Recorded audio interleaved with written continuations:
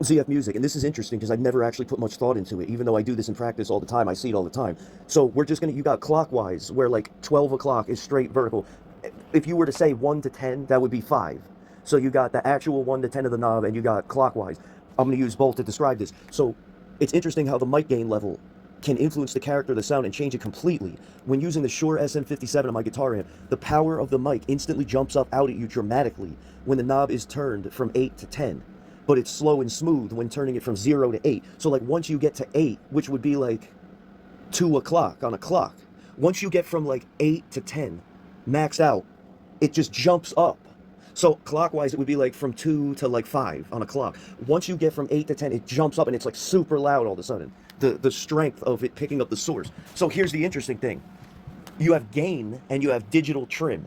Not the same thing. On a guitar amp, you have pre-gain and post-gain. Pre-gain would be like the saturation level of how much distortion. The post-gain would just be like the volume. So as Malmsteen said about the old Marshall amps, they called them master volume amps. And once they separated it, they just sold like crazy and everybody wanted one because it was like, finally, I don't have to crank a Marshall to get that tone that I want. I could just get that tone at a quiet bedroom level because now you can actually control the pre-gain or the actual saturation level of the distortion. I can get that without cranking it to 10 and physically causing the speakers to distort and overdrive. I could just get that quiet. That's what we wanted. They finally did it. It was considered an innovation, but now it's an absolute necessity. So like, there's all these balancing acts, but the main purpose of this video is just to shed light on the fact that it's like, okay, you got the balancing act between the mic gain, changing the actual tone, based on how much power it's like sucking up the source. How like powerful is it picking it up? That's one thing that'll actually change the sound. The other one is the amp volume. Like the tone blaster is overdrive, not distortion. In other words, it's quiet distortion. You can saturate it whatever you want at any volume level.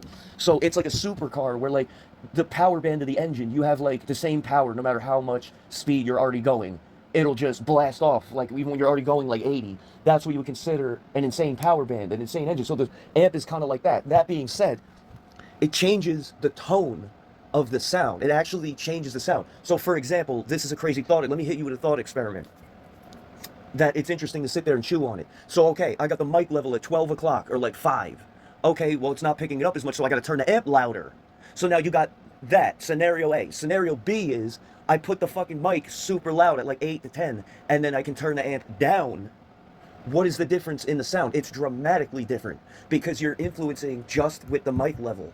How much strength is it actually picking up the sound? Like, so for example, these mics are crazy. And this isn't even a condenser mic. This is a dynamic mic. It's a basic, like, you can use it for the stage or the studio, but it's so legendary because it has the flattest frequency response, meaning without going into too much detail and without going off track, you want, basically in plain English, you want the flattest frequency response you can possibly get in a microphone because it means that the line across the graph is flat, mostly. That means there's nothing that's going to like influence it too much, like, right? And it's, you want flat. That's what you want in a mic. In a speaker, you might not. You might want a little more low end, or you want it more sharp in the mid range, whatever. You might want it more crispy in the high end to get the sizzle and sibilance, whatever. But a microphone is a receiver. You don't want anything coloring it, and you want to open the manual or look up the manual online, look at the frequency graph, and see how flat is this line. I want it as flat and smooth as I can get. That being said, it's going to be a true, faithful representation of whatever you're getting. So it's obviously the best one. The 57 you can use on horns, trumpets, voices, drums, amps, anything, fucking anything, and it's going to sound exactly like it does when you're sitting there. So it accurately, there's no coloring or anything. That being said, again, the simple, like I said, this isn't even a condenser mic. It's a dynamic mic, but it's so strong it's exactly like a condenser mic, meaning if you turn it up from 8 to 10, I can stand 25 feet away from it and I can rub my hand on my jacket and you'll hear it. You can hear the cars outside. You can hear the mailman truck coming up and hitting the brakes and they're squeaking, and he opens the mailbox and it's squeaking. Like, it's insane. It's insane, the power of these things. So like, that's something important to note when you're talking about, like, okay, I've already got my distortion at 12 o'clock. It's halfway. It's a clean sound, but it's still distorting. Perfect, good. The pickup in my hand is doing more of the work. It's not top-heavy, equipment focused. It's dry and hard and clean. And I can do whatever I want, and it's controllable while still being distorted. You can still get that sound, which I'm not going to get into the gimmicky one-dimensional noisecore guys of modern metal clowns that have this bullshit Metallica guitar sound with no mid-range at all. And it's just bullshit. It's like impossible to record it. Anyway, that's a gimmicky, like, one-trick pony sound. That's personal preference, not objective fact. But just skipping over that because I'm going to end up ranting about it. Let's just say, okay, me, I got my dry, hard, clean, perfect fucking distortion sound. That's already determined. That's already set up. So that's done. That's fine. I don't got to worry about it. Now, for me as an artist and an engineer, for me, it's like, it's just about the volume. How do I balance the volume of the guitar amp that is changing the sound? Even though I got the gain situated, it's still going to change the sound because this amp is just a magic fucking amp. It's a hidden gem. Like, this amp sounds better the louder you turn it up, and it just punches you in the chest like a truck. Especially when you have the gain down halfway and you play really hard and you let the pickup just fucking slam it. It's not the amp doing it. But again, that's an aside. For me, it's just the volume is like changing the sound. Okay, perfect. I got it on like 3. It's loud enough to get a nice intense sound, but it's not so loud that it's disturbing people, and it's not quiet and hissy. It's perfect. It's just right. Here's a nice punchy sound. Now the mic gain, like, that's another factor that'll actually change it more. So what you can do is, instead of turning it up, turning it down, trying to find the balance of the mic gain, pull the mic back farther. It's just different tricks, like whatever, bro, whatever works. So this is kind of like the vocal thing where you take your thumb, you make a fist, and you only open your thumb and your pinky, like a fake like trumpet hand sign or something. Put your thumb to your lips and make your pinky straight out. And where your pinky is where the mic should be. You should not be right up on it, and you should not be far away. That's just about the perfect distance. So then you judge the volume level of the mic gain from there. So here's the distance. Let me get it. Okay, now I found it. All right, cool. I got the volume, whatever. Everything's right. So now what happens when you belt and sing or you scream, or it's just a lot more projection and volume in your voice? Well, like, leave the mic gain alone and just move it back like half a foot or move it back a foot. And you'd be surprised, like, how simple and effective it is. You do not need a vocal booth if you know what the fuck you're doing as a real audio engineer, a real audio scientist doing experiments in the lab and hypotheses, a real engineer, not a musician that's like a wannabe engineer. I'm talking seasoning and experience that I have of a quarter century doing this shit. It's like, you don't need a booth. The only reason you use a booth is when you can't stop, like, the sound of the air conditioner, the sound of the computer running hot, the sound of the fan, the sound of the trucks outside. That's really the only reason. But it's not making the sound better. It's not making it more focused. It's just helping to, like, but dude, I've literally sat in my garage and put the mic on the desk with a little stand, and I just backed up 3 feet, and then I sang the loud part. I never touched the mic gain. I left it where it is, and I backed away from it. So look, now I don't need an air screen, a pop filter, a windscreen. I don't even need that. I don't even need the booth, and I don't even need to touch the mic gain. Just back up 3 feet, leave the volume where it is, and then sing it loud or scream it loud, and you'll find that it's fine. But now, this is where it gets interesting. Now turn up the mic gain. You might have to back up 6 feet now. You might have to 6 more feet than that. Whatever it is, it's going to change the characteristics of the sound pickup. It's actually like, now you're going to hear the people talking in the other room. So you see what I mean? You don't need to mess with the mic gain. Once you find it, leave it alone. Just back up. It's not about the mic gain. It's about just back up a little bit. You can keep the mic gain where it is and not pick up the trucks and the airplanes and the conversation. Just back away from it a little bit. You're not going to lose clarity, right? In your, like, consonants and talk. You're not. Like, and I'm not arguing about this with wannabe engineers that are really just primarily a musician. I'm a real audio. I'm just telling you, like, I'm not going to argue with them. I'm not sitting here gloating, look at me. The point is, I'm not arguing with them, and I know what I'm doing, or you can go somewhere else.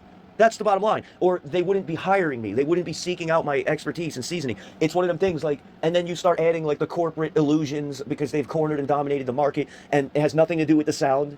Like, it's just a long-standing legacy or some shit. Like, it's not a factor like you think it is. When you're actually out in the field doing experiment, and you're actually finding out, you're actually hitting the pavement. Same with the dating coaching, same thing. When you're actually doing enough work, not thinking you're doing enough work, oh, well, I give up because no, you're just not doing enough. And that's not like pyramid scheme talk. Most of the time it is. When they say, well, you're just not doing enough, there's a lot of stuff like that, but I'm telling you, this isn't like that. I'm saying it's one of them things, you can't miss it, and it'll hit you over the head. You can't miss it. When you've done enough, you'll know. You'll be like, oh, okay, I just wasn't doing it. All right, now I know. So when you're actually doing the work and actually living that life and actually putting in the groundwork and the hours and hitting the pavement, it's like, boom, it just happens one day. Now there's an indisputable, like, difference, night and day. Now I know what he's saying. You know, this is why I said, like, even with picking techniques, I discovered them without knowing who Frank Gambale was, without knowing who all these other guys were. I was already doing it because as a guitar player, if you actually care about the instrument, you're just going to reach the same conclusion if provided you're putting in enough hours, and you just will eventually get there yourself. You know, two-way sweep picking. I figured it out myself, just putting in the hours and making these discoveries and spending intimate time with the neck. Like, just spending enough hours. It's like you're going to find it. It's going to accidentally happen. Oh, how'd I do that? It's, you know what I mean? You'll be recording the tape. Oh, what was that one thing? Let me isolate it and make it into a part. You're going to reach the same conclusion yourself. Trust me, or you're not putting in enough out. You're just not, you haven't done enough yet. And when you do, you can't mistake it. It's just, oh, like I thought they were just saying that, but now it finally happened. I had to put in 100,000 hours just to reach this discovery. So what I'm saying is just hit the pavement, hit the pavement, hit the pavement, and actually give a fuck about the facts, not corporate illusions and legacy and prestige and $4,000. It's, bro, what is the sound? What is the sound science? And you'll realize, oh, these are all commercialization lies, and this is just capitalism norms, and this is just shit that, oh wait, it actually had nothing to do with the sound, like I thought it did.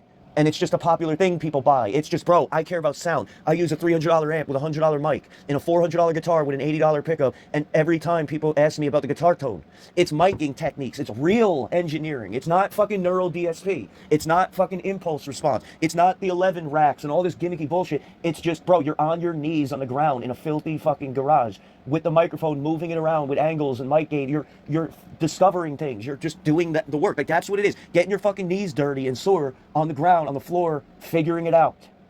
You know, and you'll know. Like, that's what I mean. I don't pay one fucking iota of capitalist companies and corporations and marketing trends and schemes and gimmick and claims, and like, I just figure out the sound. Like, I know what it is. I'll find out. You know what I'm saying? Like, with these methods, just the raw work, there's never going to be any substitute. So yeah, it's true. I'm loaded with cliches because it's true. When you live it, it's true. But once again, it's interesting to see the difference in the sound with different like mic gain and distances and like angles and, you know, shit like that, provided that you have a flat frequency response mic like a 57. It's just gonna be like, we're starting off perfectly. Now let's just hit the groundwork. I'm not fighting the gear. It's not like the shit the beginners always get at the KRK rocket speakers that have too much low end, and then you're false triggering the compressor, you're false triggering the rack unit, you're falsely judging it because it's already starting off on a fallacy. It's already starting off coloring the sound. So because it has too much low end, you think it's there when it's not. So now you don't increase it, and then when you go play it in the car, there's no low end.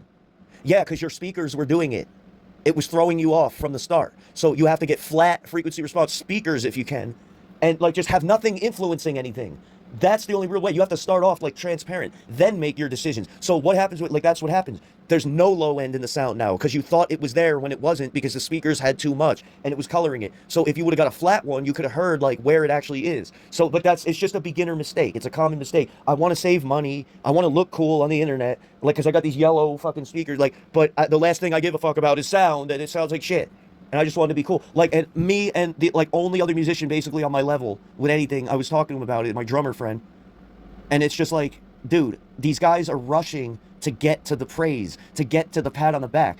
And like, it's like, maybe you should have, like, gee, I don't know, been a musician before posting a video. Maybe worry about like practicing the instrument before posting video. Maybe practice video before doing the video. It's just, they're rushing with an agenda. They're like rushing to get pats on the back. And they skipped over the like being a musician part and practicing the instrument part and writing good music and focusing on writing good music. Focusing on increasing your ability on the instrument, not the fucking theory and not the fucking equipment. Try being a musician first. Try being a fucking sound scientist first. And then find out these things for yourself, putting in the groundwork, and then you'll realize, oh, they're just capitalist marketing claims.